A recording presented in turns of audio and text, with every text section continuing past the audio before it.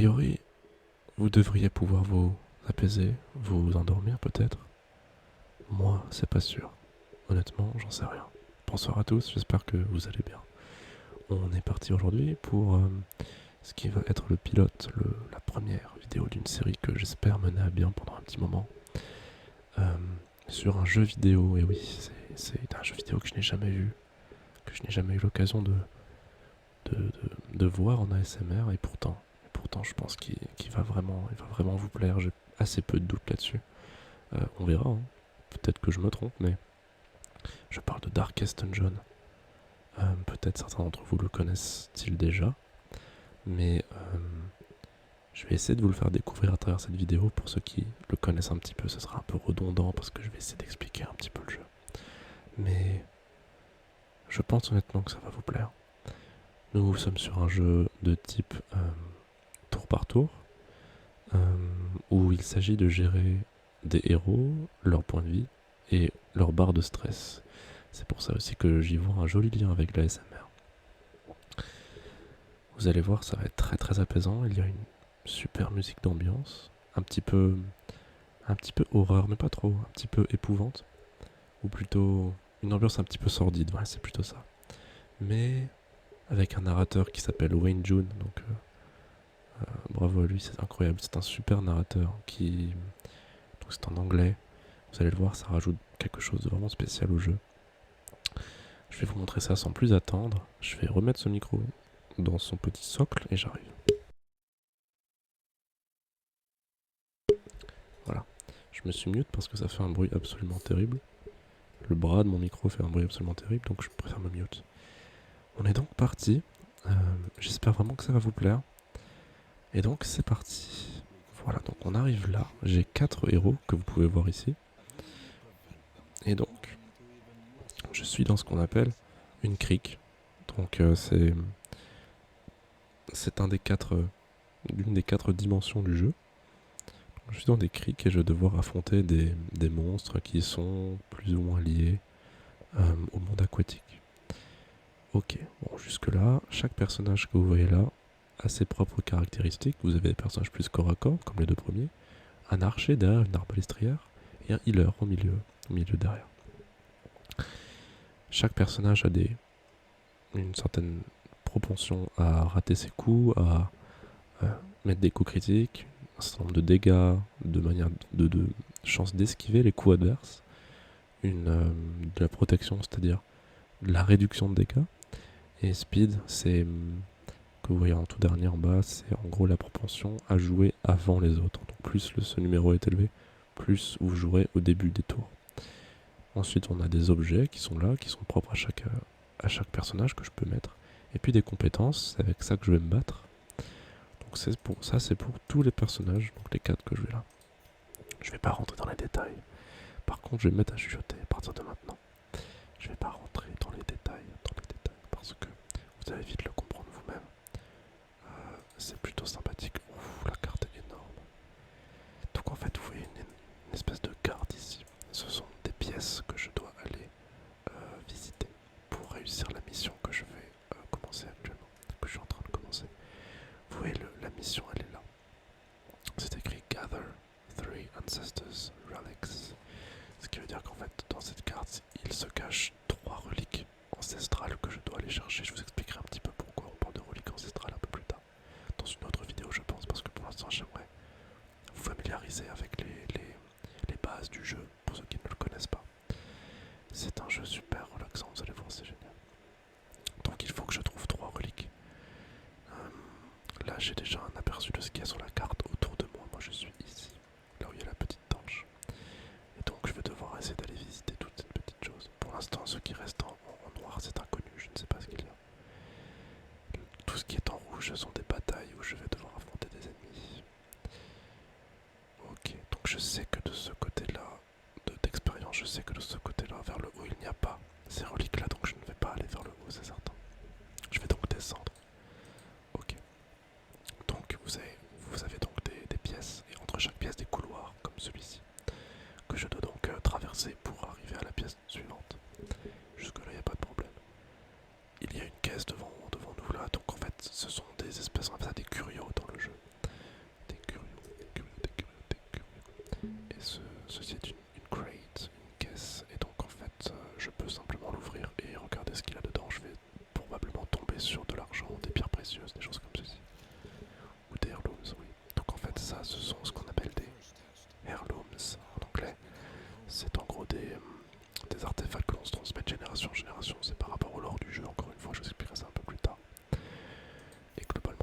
reste, je vais vous expliquer. Là, on est tombé sur les choses les plus compliquées pour l'instant, les plus inabordables, mais vous allez voir, ça va être cool. Donc là, c'est un bateau qui s'est échoué et ça nous bloque le passage. Je dois simplement utiliser une pelle pour l'enlever. Pourquoi une pelle? Je sais pas, mais une pelle a priori. Pour l'enlever, donc voilà, j'utilise une pelle. Tout simplement, une pelle, c'est ce que j'ai là. Donc je pars en expédition avec un certain nombre de petites choses, donc de la nourriture, des bandages, des herbes médicinales, des antidotes, des clés pour ouvrir les coffres, de l'eau bénite pour certaines interactions et des torches pour y voir tout simplement. Vous voyez que la petite chose là, c'est une torche que je peux choisir d'augmenter ou de réduire. Et en fonction des situations, ça peut être une bonne chose que de jouer avec peu de lumière. Et des fois c'est mieux avec beaucoup de lumière, sachant que la plupart des ennemis te font plus de dégâts s'il y a moins de lumière. Ce sont des monstres. Donc plus tu as de lumière en théorie, plus tu es safe. Mais l'avantage, à ce moment-là, vous allez dire mais quel est l'avantage à baisser la lumière? Eh bien, c'est assez simple. Puisqu'en fait quand tu baisses la lumière, tu as plus de chances d'avoir des coffres. En tout cas, ce que tu trouves dans les coffres est en général plus précieux et en plus grande quantité, donc tu reçois plus d'argent, plus de pierres précieuses, et ainsi de suite. Donc il y a un intérêt, il y a un risque, mais c'est un risque qui peut payer. Ok, on va rentrer dans la première salle. Donc on tombe sur 4 ennemis déjà, plutôt coriaces, honnêtement plutôt coriaces.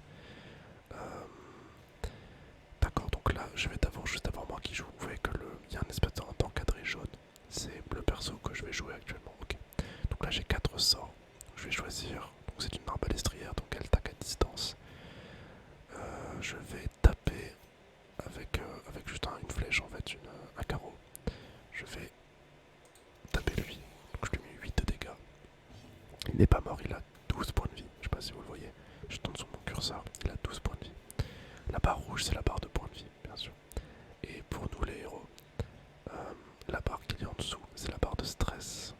Au-dessus d'un certain montant de stress, les héros peuvent devenir un peu fous. Et à ce moment-là, ça crée la zizanie. C'est un jeu très difficile. Ça crée la zizanie un peu dans l'équipe. Et à ce moment-là, on a des vrais problèmes. Et les héros peuvent mourir de stress, ils font une crise cardiaque. Et à ce moment-là, bon bah voilà. Sachant que, petite chose, c'est un jeu très punitif, très difficile. Certaines situations peuvent se dérouler à merveille et d'autres, ça peut être une calamité, une catastrophe totale. J'espère que vous n'assisterez à une débâcle pas aujourd'hui, que vous n'assisterez pas aujourd'hui à une débâcle, ça serait cool. Parce que sinon je vais pas être content. Donc là je vais juste déstresser un petit peu mon lépreux avec le sort de ce qu'on appelle une lamia, je ne sais pas exactement ce que c'est, mais en tout cas voilà, c'est elle. Elle a déstressé un petit peu mon lépreux. Ok, donc là je vais attaquer avec elle, je vais attaquer ce monstre-ci. Pourquoi celui-ci? Eh bien ce monstre-là, au bout de 2 tours, vous voyez c'est le premier tour, c'était là. Au bout de 2 tours, il explose complètement, il explose dans tous les sens et il fait des dégâts absolument énormes à tout le monde dans mon équipe et il stresse tout le monde. Donc en fait je veux pas le laisser jouer 2 tours, pour ça je veux le tuer tout de suite. Et il est mort, c'est super. Ok, il en reste donc plus que 3. Pareil, je vais essayer. Alors lui c'est un défenseur, il va essayer de défendre l'un de ses alliés. Mais pour l'instant il n'a pas encore joué, donc je vais essayer de l'amocher. Je pourrais probablement pas le tuer tout de suite. Mais je vais essayer de l'amocher, c'est un défenseur. Il a beaucoup de points de vie et pas mal de résistance. Excusez-moi, je l'écris, donc bon bah il est mort. J'ai mis un coup critique, j'avais 8% de chance de réussir un coup critique. Et le hasard fait bien les choses, du coup il est mort. Ok, donc là l'ennemi là a stressé mon lépreux, vous avez vu, il a mis 21 de stress. Je sais pas, vous pouvez peut-être regarder à nouveau dans la vidéo. C'est passé un peu vite malheureusement. Je vais le tuer parce que je veux pas qu'il commence à stresser mon lépreux trop. Donc voilà, il va mourir. Il reste plus que cette chose. Je ne sais même pas ce qu'il fait d'ailleurs ce truc. Avec mon arbalèstrière, elle a un sort pour heal un petit peu, pour soigner un petit peu un héros. Donc je vais heal ma lamia. Ok, là c'est ma lamia qui joue. Je vais encore déstresser mon lépreux qui est un petit peu haut en stress. Vous voyez la barre est un petit peu montée. Sachant qu'à 100 de stress sur 200, le héros fait ce qu'on appelle un test de foi. Un test de foi, un test de foi, un test de foi. très souvent se conclut un drame. C'est-à-dire que très souvent, au bout de 100, quand tu arrives à 100, donc tu fais le test 2 fois, et ce test est très souvent négatif, et en fait le héros devient fou. Il a ce qu'on appelle une maladie mentale, il peut être paranoïaque, il peut être très égoïste, il peut être kleptomane, il peut être plein de choses. Et en fait, il va interagir différemment. Il va par exemple passer son tour. Il va par exemple taper mes alliés au lieu de taper les ennemis, tout seul sans que je fasse quoi que ce soit. Et ça peut être un vrai problème. En plus de stresser à chaque tour, dès qu'il joue, il va stresser tout le monde à côté. Donc il faut vraiment pas qu'il atteigne 100%, enfin qu'il atteigne 100 sur 200. Ok, ça comme ça. You got it, ok. Sachant que si il atteint 100%, donc il peut rater son test 2 fois et devenir fou comme je vous l'ai dit, mais il peut aussi le réussir avec un pourcentage autour de 25% de chance de réussite, et à ce moment-là, il a une maladie positive entre guillemets, il devient cool quoi. Et en gros il peut sauver mes alliés, il peut les déstresser, leur appliquer des petits bonus et tout. Mais c'est relativement rare. Ok. Dans tous les cas, il vaut mieux éviter de faire monter le stress. Monter le stress de mes alliés. Ok. Je vais essayer d'être un petit peu plus relaxant maintenant. La première phase d'explication est passée. Je vais monter un petit peu la torche. Ok. On atteint la troisième room. Il n'y a rien dans cette room là. On passe à la suivante. C'est plutôt calme comme jeu. C'est un tour par tour. Avec des petites interactions, c'est super pour se relaxer. Sauf quand mes héros deviennent dingues. Là j'ai un peu envie de mourir, évidemment. Mais pour l'instant, ils sont pas encore fous, donc c'est bien. Là je peux interagir avec du corail. Et a priori, d'expérience, il faut mettre des herbes médicinales sur le corail. Et ça t'enlève. Chaque héros a des... quand tu fais clic droit sur le héros, tu atterris sur un espèce de panneau. Oui, c'est un petit peu compliqué tout ça. Mais s'il faut regarder ici, c'est en gros les traits de caractère de chaque personnage. Par exemple, elle a une chance plus élevée de surprendre les monstres. Et quand les monstres sont surpris, eh bien, ce sont les joueurs qui jouent d'abord. Forcément. Donc tu as d'abord 4 tours. Donc un tour par personne. Avant que les ennemis ne jouent. Donc c'est plutôt un bon avantage. Donc c'est plutôt bien. Et donc là, avec le corail, je peux supprimer un trait de caractère négatif que vous voyez en rouge ici. Donc elle par exemple, je vais peut-être lui enlever ça parce que ça elle a 10% de chance de se faire infecter par une maladie en plus. Donc c'est chiant, il y a des maladies qui te rendent vraiment un légume humain. Donc c'est dommage, je vais essayer de lui faire ça, comme ça avec un peu de chance. Bon bah là c'est pas la bonne, c'est un hasard en fait, on n'en choisit pas, donc elle l'a encore. Du coup c'est l'autre très négatif qui a été supprimé, c'est déjà bien. Ok, donc là on a rencontré des ennemis dans le couloir. Ça m'a surpris un petit peu, je vais pas vous mentir. Du coup là vous voyez qu'ils ont des points d'exclamation, ils ne peuvent pas jouer. C'est effectivement parce que eux ont été surpris. Ils ont été surpris de nous voir, donc ils sont un petit peu paralysés sur place si vous voulez. Donc c'est à moi de jouer, j'aurai 4 tours avant que eux ne se mettent à jouer. Donc j'en ai déjà tué un grâce à un critique, j'ai eu beaucoup de chance. Ok, donc je vais continuer de faire baisser le stress de mon lépreux. Je vais mettre un coup de feu, un carreau sur lui avec un peu de chance. J'ai 15% de chance que ça crit. 95% de chance de le toucher, sachant qu'il peut l'éviter. Et 15% de chance de lui mettre un coup critique. Malheureusement non, mais je lui ai quand même mis 12. Il lui reste 2 points de vie, 2 points de vie, 2 points de vie. Je vais utiliser mon lépreux et une attaque qui cible les deux premiers. Les deux premiers rangs, vous savez, 1, 2, 3 et un quatrième, mais il est mort.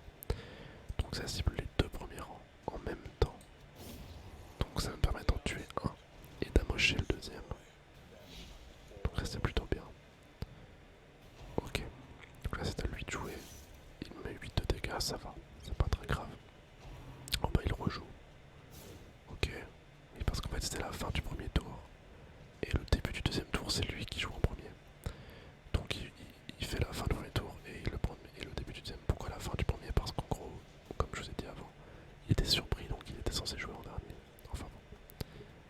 je vais soigner un petit peu mon lépreux qui était pas full HP, qui était pas full vie.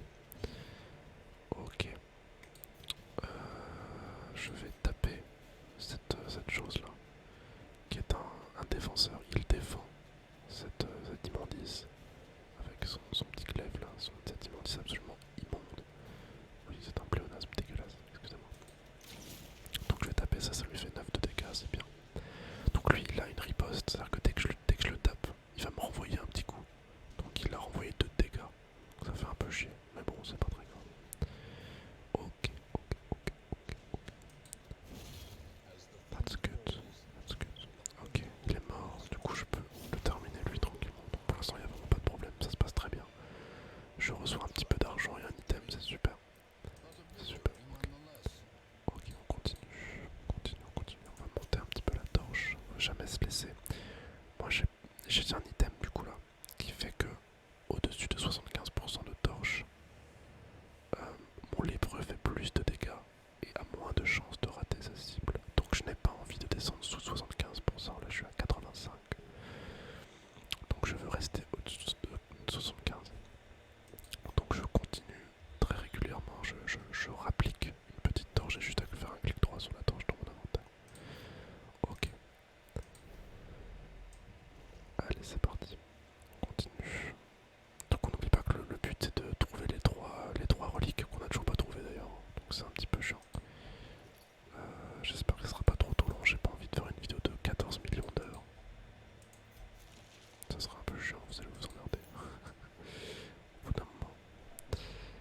Ok, donc ok, prochaine room, on remet un peu de torche. Ok, y a rien non plus. Vous savez, les graphismes, je sais pas si vous appréciez ça. Moi j'adore ces graphismes là. C'est beau, en même temps c'est glauque, vous voyez ce que je veux dire, mais c'est beau. Ouais, je trouve ça vraiment cool. Ok, allez on continue. Pour l'instant ça se passe plutôt bien. Apparemment les lépreux qui est un petit peu stressé, mais ça c'est pas très grave. Pour l'instant c'est tout à fait gérable. Tout à fait gérable. Encore un corail. Voilà, je vais m'enlever une quirk.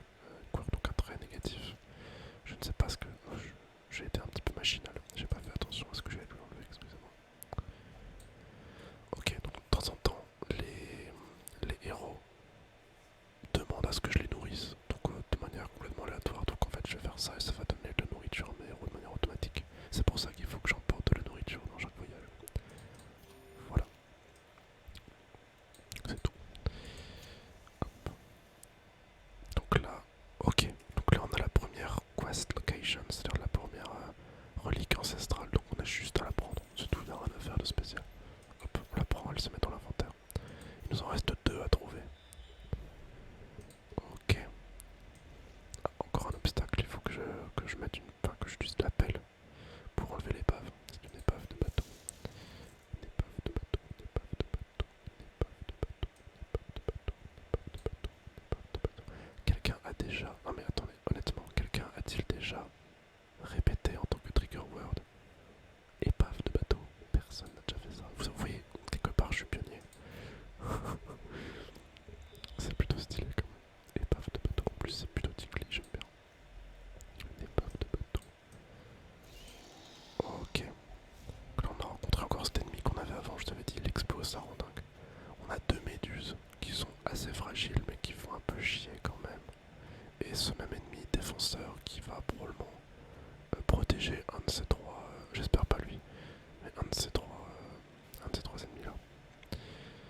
Ok.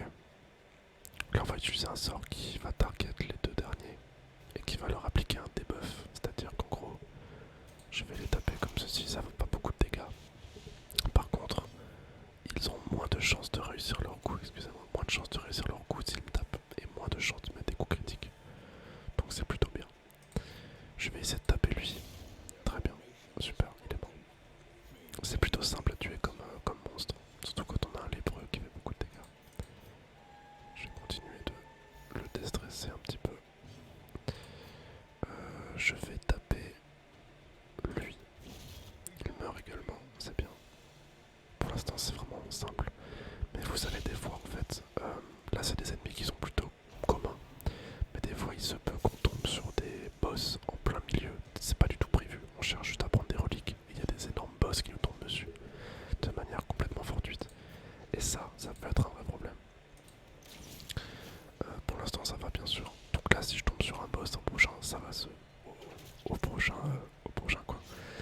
ça va se transformer en une catastrophe cette partie. Donc vous vous dites peut-être que ça a l'air simple comme jamais, je vous parie que des fois la situation est absolument intenable. C'est intenable.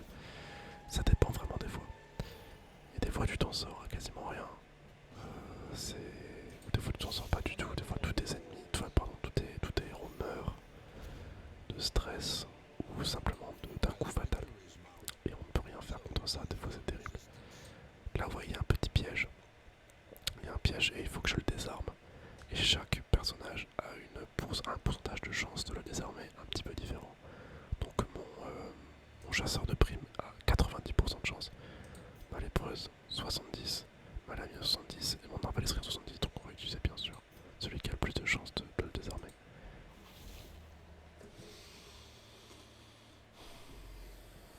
Et les vire, légère envie de mourir. Ouais, c'est un nouveau slogan que je viens d'inventer. Donc j'ai pris un trap, du coup j'avais 10% de chance de me le prendre en pleine gueule, bah je l'ai pris. Il s'est coincé les doigts dans le piège. Du coup bah il a pris un gros debuff pendant 12 rounds, c'est super long. Je vais l'enlever, non mais je peux pas l'enlever. Normalement avec des herbes médicinales je peux les enlever. Là j'en ai plus, dans l'inventaire j'ai plus d'herbes. Du coup je vais devoir me taper 20 de dodge en moins. C'est-à-dire dodge c'est la propension à éviter les coups adverses. Donc là en gros dites-vous qu'il va éviter aucun coup. Et 5 de speed en moins, c'est SPD speed. C'est en gros je vais jouer en quasi dernier du coup. Alors qu'avant je jouais en quasi premier. Donc c'est un peu triste. Donc là j'ouvre un simple sac, ça me donne des petites choses que je vais prendre. Ok, j'ai plus de place. Je vais enlever la page de journal, je vais mettre une pierre précieuse, une émeraude à la place. C'est quand même mieux. Une émeraude c'est 750 d'argent, de gold. Donc je vais utiliser ça plutôt. On n'est pas fou ici. Hein, la pas du gain, comme toujours.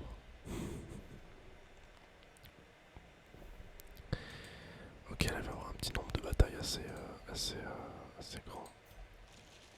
Ok, un petit peu d'argent, une pelle. Est-ce que j'aurai besoin encore d'une pelle? Je sais pas, je pense pas. Ah, je vais prendre le riche, j'ai plus de pelle si je tombe sur une épave de bateau. Ok, ça fois-ci je l'ai désarmé. Si je tombe sur une épave de bateau. Ok. Avec ça, je vais pouvoir me transformer. Mon perso, ma lamia peut se transformer en une chose absolument dégueulasse. Tellement dégueulasse qu'elle fait peur à tous mes alliés.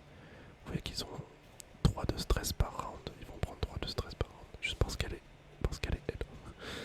Mais bon, ça me donne accès à 3 nouveaux sorts. Dont un sort qui permet d'immobiliser les 3 premiers de chaque round. Les 3 premiers rangs, pardon. Des ennemis. Donc là, ça les a stun, ça les immobilise pour un round. Le dernier, par contre, m'a mis les dégâts, donc c'est triste. Je vais essayer de le taper. Ok, il a un point de vie. Elle faut que la lépreuse, pareil, quand elle est dans les derniers rangs, elle peut rien faire. C'est que des attaques de corps à corps, donc il faut que je la ramène vers les premiers rangs. Ok, je vais essayer de tuer ça, ça ne tue pas, c'est triste. Ok, il va me restresser. Ok, vous voyez, ça va me mettre 21 de stress, la barre augmente. Je vais leur mettre ce qu'on appelle un blight. En anglais, le blight, ça veut dire, c'est un poison si vous voulez. Mais ça vient du jargon des plantes, c'est en gros des maladies de plantes. Mais en gros, dites-vous que c'est juste du poison. Donc là, j'ai empoisonné la méduse. Donc elle prend 6 de dégâts à chaque début de tour. Donc là, elle a pris 6 de dégâts avant de jouer. Elle a quand même joué. Oh, elle a stun mon lépreux, donc ça fait un peu chier. Ok. Excusez-moi pour mon langage, je suis un petit peu grossier, excusez-moi. Donc là, mon lépreux n'a pas pu jouer. Donc, c'est à mon chasseur de primes. Chasseuse de primes. Ok.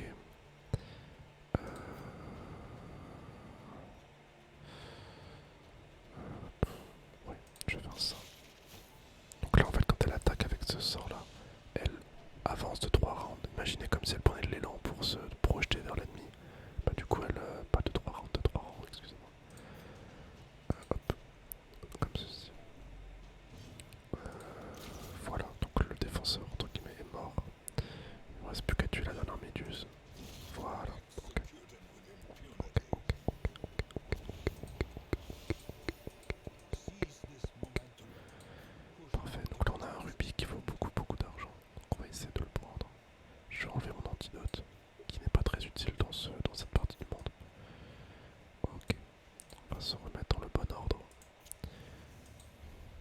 pareil, l'ordre des personnages a une grande importance. Je ne peux pas mettre un arbalestrier devant, vous imaginez bien que c'est un perso à distance.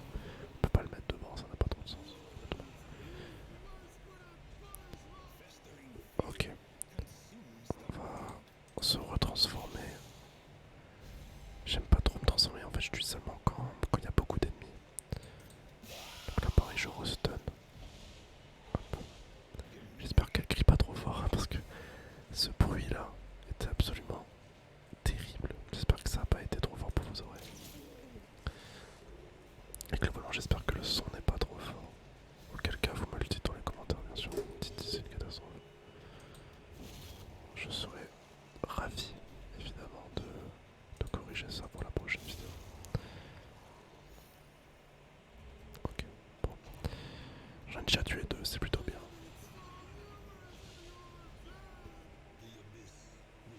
The abyss returns, even the boldest gaze.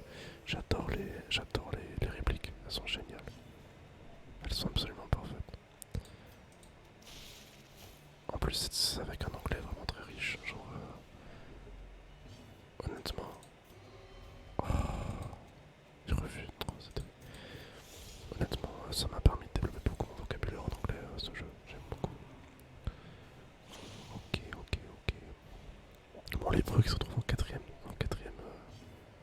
position, c'est quand même pas fou. Ah, il m'a mis un crit sur la riposte. N'oublie pas qu'il avait cette petite riposte, donc il me tape dès que je le tape. Voilà, il est mort, super. Ok. Allez, on continue. Encore une bataille, oh, ça s'arrête plus. Vous voyez là, je commence déjà à être affaibli. Si vous voyez un petit peu ma barre de stress, ma barre de vie qui commence un peu à affaiblir. Vous voyez que je suis quand même vachement affaibli déjà par rapport à avant où je faisais un peu le mariole.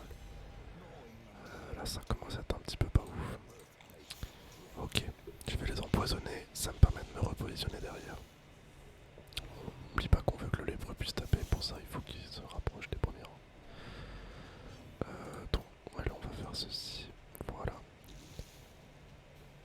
Mais il faut pas que ça me crit c'est terrible. Ok, j'évite le coup, c'est parfait. En fait ces deux ennemis là, ces trois premiers ennemis, c'est le 3 même. Ils font des dégâts purs, c'est-à-dire qu'ils te font juste des dégâts, mais par contre s'ils te mettent un coup critique, ça te met des patates de forain, c'est terrible. 5-5, donc eux ils vont mourir au prochain tour, ça sert à rien que je les attaque. Ils vont mourir du prochain tour, parce qu'ils ont un poison qui s'applique au début de chaque tour. Un poison de 6, alors qu'ils ont 5 points de vie. Donc ils vont mourir. Je vais donc juste me heal, et faire baisser un tout petit peu mon stress. Ok. Ok, d'accord. Nice, super. Ah, ouais, bah j'ai pris un crit aussi. En fait, ce qui me dérange avec le crit, c'est pas tant les dégâts, c'est le stress que ça inflige. Vous voyez que tous mes ennemis ont stressé du critique. Donc c'est un petit peu chiant. Ok, je vais juste me détransformer en quelque chose d'un petit peu plus séduisant que cette terrible chose qu'il y avait avant.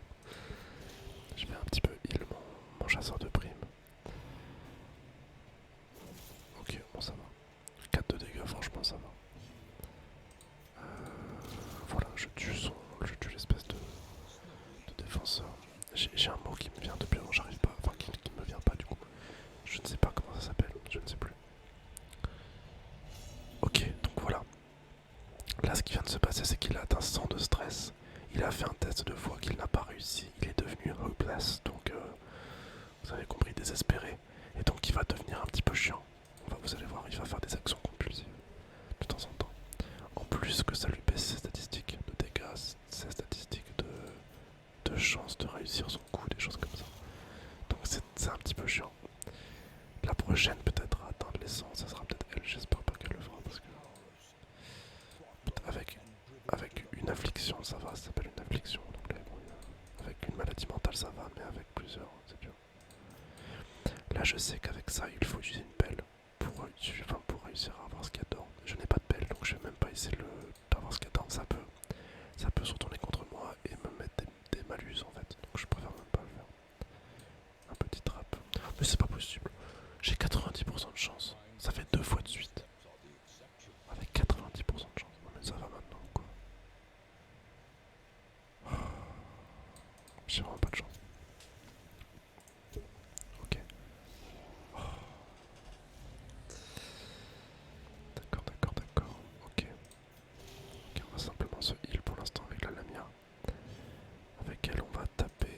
cette chose derrière, il est immonde, ce personnage est absolument immonde, il faut quand même qu'on en parle. D'accord, bien. Super. Bon, c'est pas très compliqué niveau dégâts, j'ai largement les dégâts qu'il nous faut. Ça, c'est pas un souci. Par contre, j'ai des problèmes de stress. J'ai aucun personnage qui m'enlève du stress, en fait. Quasiment pas. Donc, en fait, je suis vulnérable de ce point de vue-là. Pareil, j'ai assez peu de healer. J'ai juste ma Lamia qui heal un petit peu. Pour les preux qui se heal tout seul. Et c'est à peu près tout. Oh yes. Yes, yes, yes, yes, yes. Super. J'ai crit sur un heal, j'ai eu beaucoup de chance. Alors là, j'ai mis ce clic. Je voulais pas faire ça. J'ai tué un cadavre. Super. Super, Antoine. T'as tué un cadavre. Ok. Hop, on tue ça. Super. Parfait.